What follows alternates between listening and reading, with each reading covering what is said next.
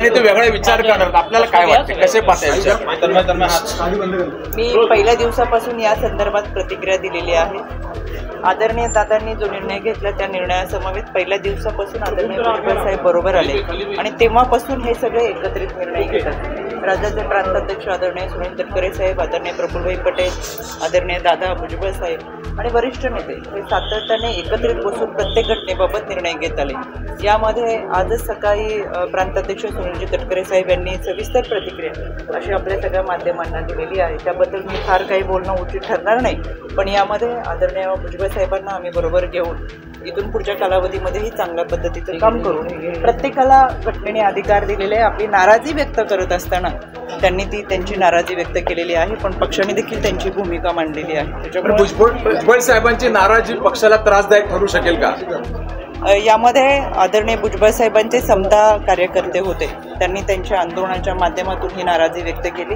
पण आपण पाहतोय आज सकाळीच आदरणीय तटकरे साहेबांनी सांगितलं की आम्ही भुजबळ साहेबांची चर्चा करू. साहेब स्वतः तटकरे साहेब स्वतः हे पंकज भुजबळ असतील, त्याचबरोबर समीर भुजबळ असतील, त्यांच्या संपर्कात आहे, त्यांच्याशी चर्चा करतात आहेत आणि 2 दिवसात त्यांच्याबरोबर संपर्कात राहिलेले आहेत. त्याच्यामुळे हे सगळे एकत्रितरित्या परत आपल्याला काम करताना दिसतात.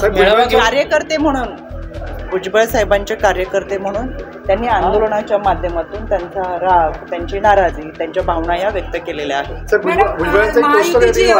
बहुमत असून सुद्धा एवढा वेळ का लागतो मंत्रिमंडळ व्हायला? काही नाराज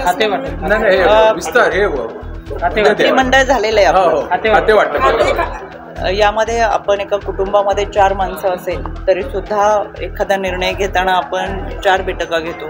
कोणतीही गोष्ट ठरवत असताना सगळ्यांना विश्वासात घेणं, सगळ्यांचा विचार करणं आणि त्या माध्यमातून निर्णय घेणं हे महत्त्वाचं आहे. निवडून आलेल्या आमदारांची संख्या मोठ्या प्रमाणात आहेत आणि प्रत्येकाला विश्वासात घेऊन निर्णय घेणं यासाठी खऱ्या अर्थानं इतका कालावधी लागतोय. पण निर्णय होतात ते आणि संख्या मोठी असल्यामुळे प्रत्येकाला विश्वासात घेऊन चर्चा करणं आणि मग निर्णयापर्यंत पोहोचणं. अजून किती दिवस जातील प्रत्यक्षात? यामध्ये आपण पाहतोय या संदर्भात दररोज चर्चा होताना आपल्या समोर दिसतीये आणि या चर्चेमधून लवकर निष्कर्ष बाहेर येईल. मॅडम 45 मध्ये फक्त 4 महिला आहेत, तेही 2 राज्यमंत्री, 2 आहे. महिलावर अन्याय वाटत नाही आपल्याला?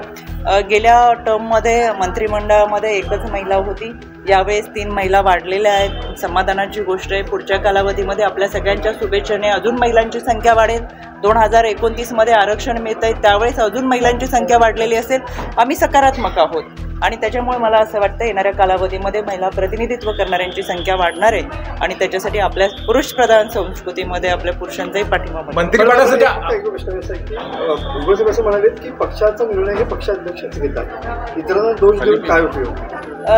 मला असं वाटत नाही. कदाचित साहेब बोलताना बोलून गेले असतील, पण आतापर्यंत सगळ्या निर्णयामध्ये सगळे एकत्र बसून निर्णय घेतलेले आहेत आणि त्या निर्णयाच्या निकषापर्यंत आपण सगळेजण पाहतोय पोहोचलेले आहे. त्याच्यामुळे एक भावना त्या निमित्ताने त्यांनी व्यक्त केली असेल, पण कायम भुजबळ साहेब हे आदरणीय दादा तटकरे साहेब, प्रफुल्लभाई, मुश्रीफ साहेब असतील, वळसे पाटील साहेब असतील, या सगळ्यांमध्ये बसून या सगळ्यांनी निर्णय घेतलेले आहे.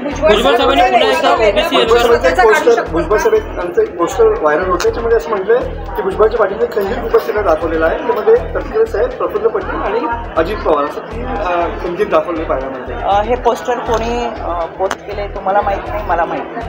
त्याच्यामुळं इतक्या मोठ्या 13.5 कोटी जनतेमध्ये कोणीतरी ते तयार करणं आणि त्याच्यावरती आपण चर्चा करणं हे बरोबर नाही.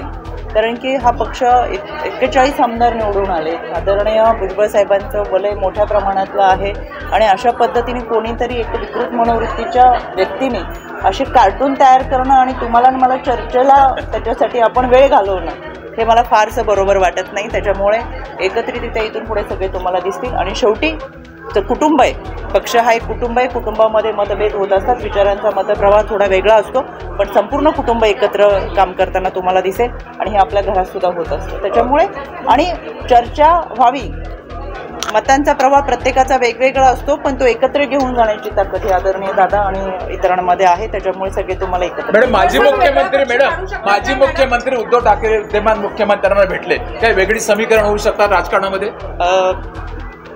माजी मुख्यमंत्री आणि मुख्यमंत्री यांच्याबद्दल मी बोलू शकत नाही. आपल्याला उद्धव ठाकरे साहेब चांगल्या पद्धतीचं उत्तर देतील.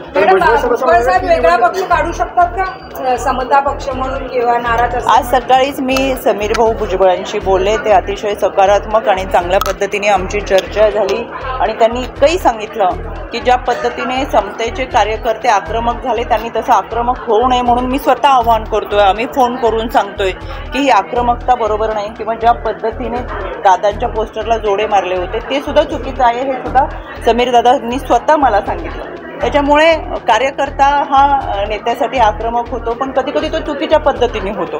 त्याला आवर घालण्याचं काम हे समीर भाऊंनी केलेलं आहे आणि म्हणून मला असं वाटतं आपण त्यांच्यावरती चर्चा करण्यापेक्षा आदरणीय भुजबळ साहेबांनी घेतलेली भूमिका आणि यामध्ये भुजबळ साहेबांनी आणि समीर दादांनी सुद्धा सांगितलं की कार्यकर्त्यांनी चुकीच्या पद्धतीने आपल्या भावना व्यक्त करू नका.